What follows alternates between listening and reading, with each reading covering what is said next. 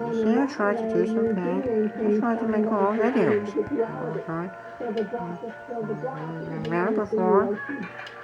So that's a couple of the choices What do you you can call make it? when you, after you attain spiritual enlightenment. What's this So configuration? once you have, it's based on the life that you live now. So if you live a connected life, a life that is in pursuit of Urban enlightenment or Terrier service or relationship with spirit, then you can make a choice, even if to basically on how you want to experience the afterlife. We don't know for sure because we've never really talked to anyone personally. I haven't. It's probably Do you right think that here, if see? the death is sudden, that same experience could happen? Well, as I said, the art of living is it's exactly the same as the art of dying. So whether the death is sudden or is not sudden, that really doesn't apply when you are spiritually enlightened. You can still make one of those two choices that I mentioned, either merging with the ocean or remaining as a drop, hanging out in the ocean, and hanging out with the deity of your choice. So for those who are spiritually enlightened, they already, they've attained this state, and it doesn't disappear when they die. Yeah. They'll experience this state of spiritual enlightenment.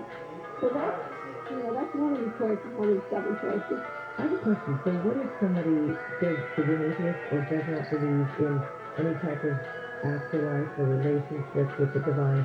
What if they've chosen a different quest and they, believe in, different types of more negative vibrations? What do you think the experience will be in that life? Well, how do you know? They have choices that they can make. The choice that most people make is simply to go on the slow road of evolution. Slow road of evolution means, we know about the near-death experience. Mm-hmm. I absolutely believe that the near-death experience is real. And near-death experience means that they often will see a light. They will often see a tunnel. They will go into the light. They will meet a divine being who is compatible with their religious beliefs. And often there are loved ones who are ushering them into the light, by the way. Mm-hmm. And they might have a life review. So then what happens with near death, obviously, is people come back.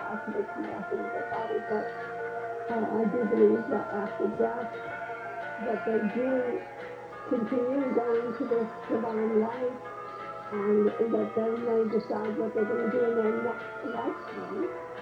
I do believe that there is such a thing as reincarnation, and that the soul continues on this cycle of reincarnation that we call samsara, the wheel of birth and death. And they continue on these rounds over and over and over and over. Beginning with being really a single-celled organism, and then becoming a plant, then becoming an animal, then becoming a human. And they can, at the time that they become a human, they have the opportunity to attain spiritual enlightenment and not reincarnate again. However, most people continue reincarnating again and again and again. So that's really... To have the experience over and over and over again? Yeah, most people just continue to reincarnate. Mm-hmm. And so they, on the other side, they choose what they're going to do in the next lifetime. They might meet with some divine beings to consult with them, and then they decide what womb they're going to go into, and then they reincarnate. Now, talking about this idea of reincarnation, do you think that the soul has a frequency that maintains that certain frequency even after the body that houses it is gone? Can that energy field of the soul continue on? It absolutely does, Lisa. The soul continues on, and so does the mental body. what's called psychic body or mental body, the subtle body, the energy field, the aura. These are all the same thing. I'm just throwing out different names for the same thing. Our subtle body, which has various layers to it. There's the physical body, then there's the life energy body, a pranic body called the pranamaya-kosha, and then there's the mental, emotional body, where our senses are, which is called manamaya-kosha, and then the intellect ego body, which is called the jnana-maya-kosha, and then there's the causal body called the nanda-maya-kosha. So all of these layers continue on past death. Okay. And our soul continues on along with all these subtle bodies. And it's only the gross physical body that departs. But we no longer inhabit. Now, do you know this from your levels of enlightenment or from the people that you've interviewed or your own MDE or all of the above? I know this from all the research that I have done on MDEs and in my spiritual practices and spiritual things that I've done since 1967 when I first started to meditate. And I also know it from the divine beings that I'm in contact with and the ascended beings. Tell me about that. Communicate with. Yeah, tell me about that. Because oh my gosh, yes. We have a few more minutes before the break. Tell me a little bit about that. Yeah, so I actually have a relationship with divine beings, and there are certain ones that are my favorite that I communicate with really on a daily basis, and they teach me, and they give me a lot of information that I write about in my book. And these beings do come in the name of God. They are enlightened beings. They are ascended masters, and they speak with me. Do you So access a lot of the information that I talk about and that I write about is from them. Do you access them in meditation, and how do you retain what is that? Right, so I access them in meditation. And anyone can do this, by the way. It's the simplest thing. Really, it's about creating a relationship with them through dialogue, through asking and receiving. So here's how to do that. You just go into a meditative state, into a quiet state, shall we say, allowing yourself to settle down to inner peace, to relaxation.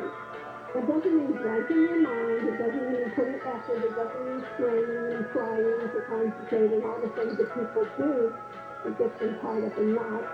Instead, just relax. Just relax and take just some deep breaths. A few deep breaths in itself will take you into a state of inner peace. Then when you're in that state of inner peace, you do something that people generally don't do when they're in meditation. And that is to ask. Ask for question, ask for guidance, ask for inspiration, ask a specific question, or ask for specific advice about a particular problem that you're having. Call upon a divine being and ask. Call upon the divine being by name, and then ask and start a dialogue. And then once you start a dialogue, you will receive inspiration, information from that still small voice within you, and it will come to you in one of three ways. Either visually, you'll see visions, or you'll hear some words that are fed into your mind, or you'll get a gut feeling, you'll just get this feeling. So those are the three basic ways that we receive messages from spirit. So that's what I've been doing for the past few decades, is listening to that inner voice And expecting it, really. inner guidance. Yeah, and expecting it and receiving. I love that. And noticing when what you ask for comes in. That's really important because we can kind of gloss over that, and being grateful for that. Super important. All right, let's take a quick break. When we come back, we'll be back with my guest, Dr. Susan Stemke. I'm Lisa Dawn, listening to Coast to Coast AM.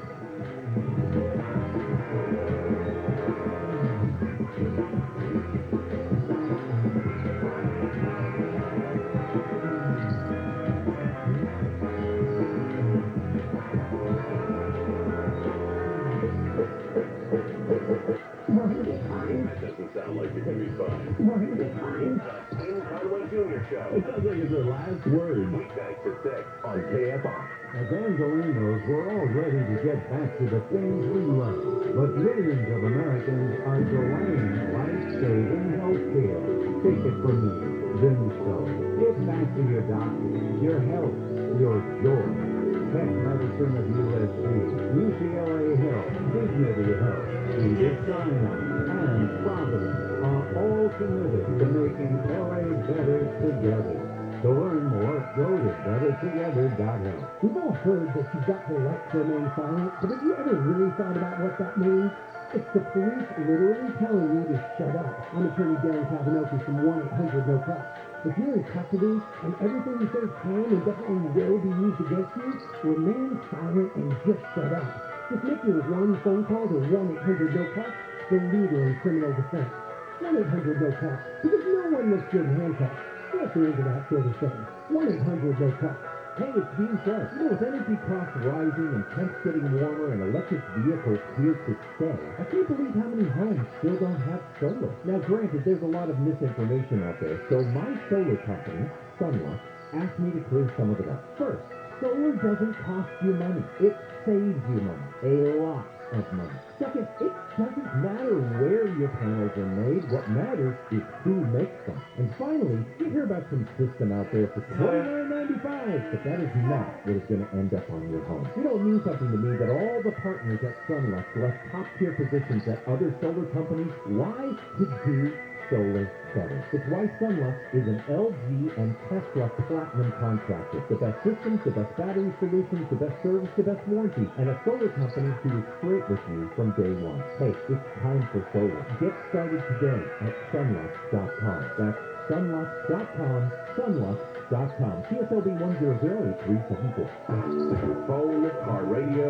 smart toaster, we don't care how you listen, just what you do.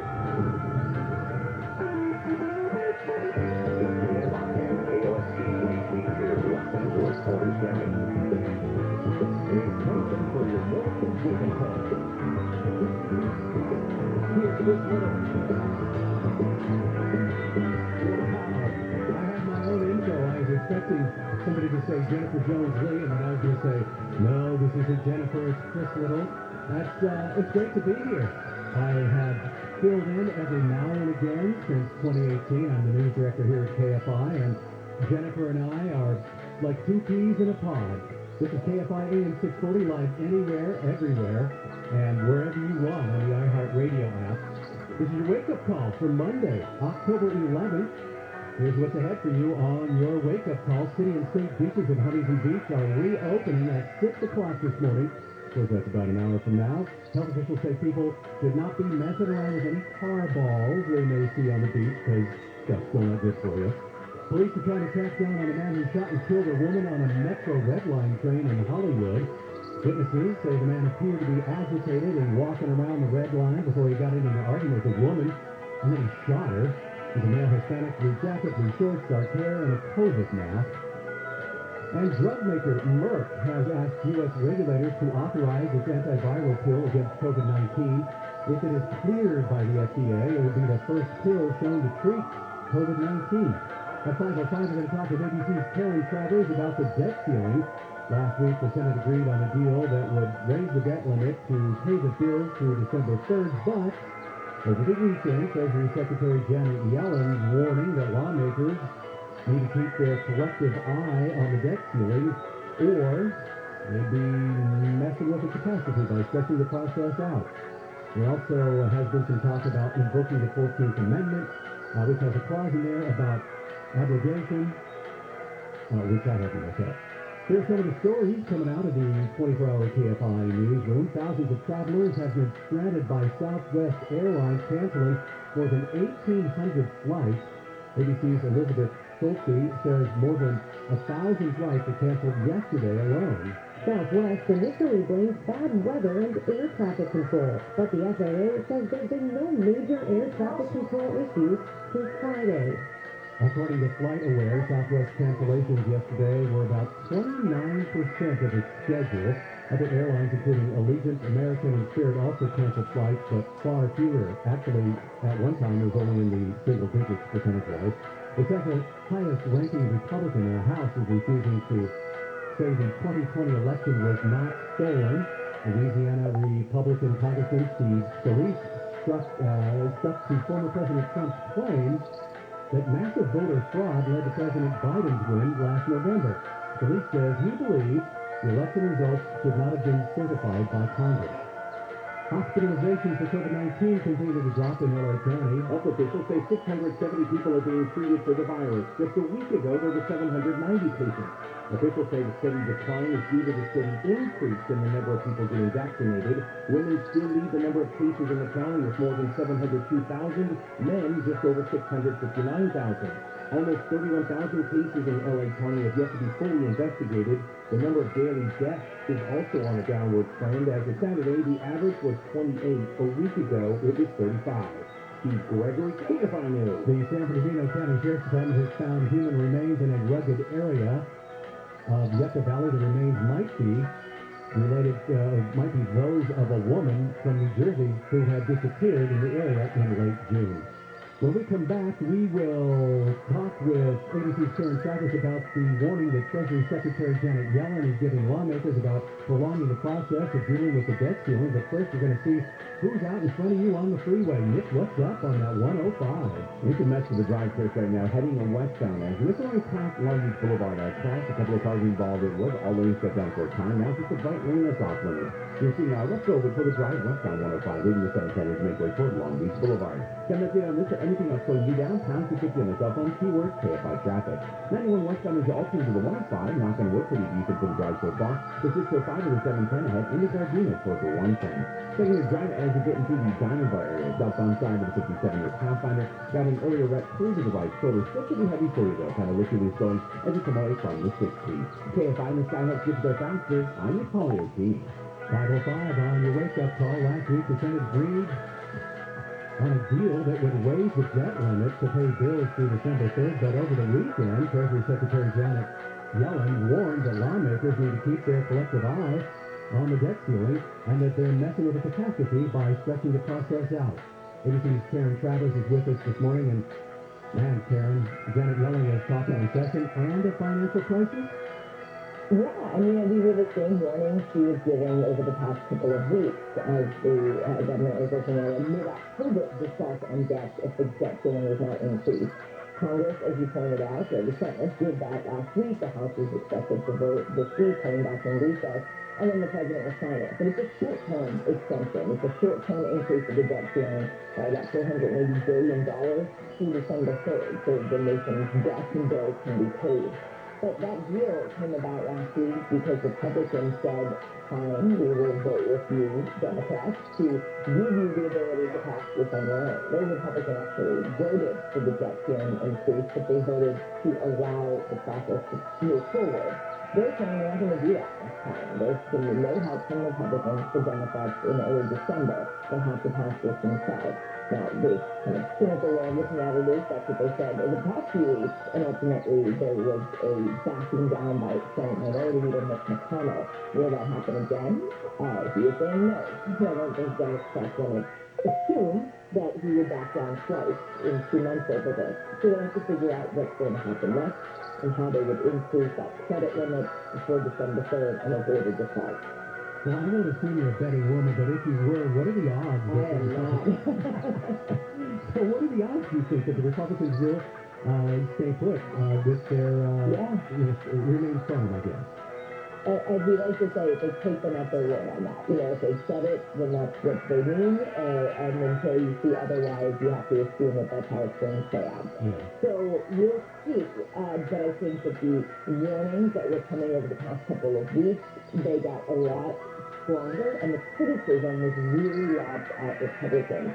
So the president last week did an event at the White House with Wall Street executives and business leaders, and some were calling out Mitch McConnell by name.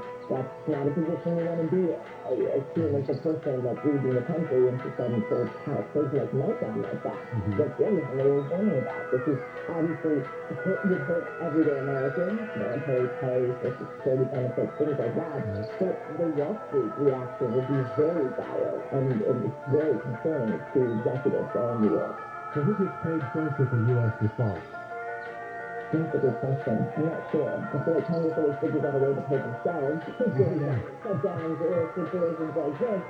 So, and I think the way of looking at this too is to remind people, it's like you have a credit card, and if you spend more than you're allowed to in your credit card, you got to pay that debt. The government essentially can do this where they raise that credit limit and give themselves more wiggle room to keep spending. And the big fight we've seen in the past couple of weeks is that Republicans have framed this as Democrats should do this because they're about to or want to spend trillions of dollars on the president's domestic agenda. The Democrat response to that is, this is to cover debts that have already been put out. This is to cover spending from the Trump years and the Trump tax cuts. So the U.S. has paid its debt for, the last 232 years, so it seems like it's going to happen again this time. Yeah, I mean, that's the hope. This has happened before, where you got into the brink, and then everybody figured out a way to get out of it. There's also talk about just eliminating the debt ceiling entirely, having no credit limit, so you can just keep spending and not have to have this political fight every time it comes up. And Janet Yellen has supported that, eliminating the debt limit. She's also just checking out there, so she's convinced the president to get on board with that. She didn't say that she supports it, but it would be up to Congress to do that. And there's been talk about invoking the 14th Amendment. Is that what has to do with the debt limit? I mean, people are saying forget it, yeah. And it does not sound like that's a serious conversation happening in Washington. The president has not decided to reverse a deadline on that. There'll be a lot of legal issues that would raise too. But ultimately, from the administration, the Treasury Secretary, they're saying Congress needs to do this. And real quickly, I know you got to go. What happened to the speculation of minting that $1 trillion coin to resolve the issue?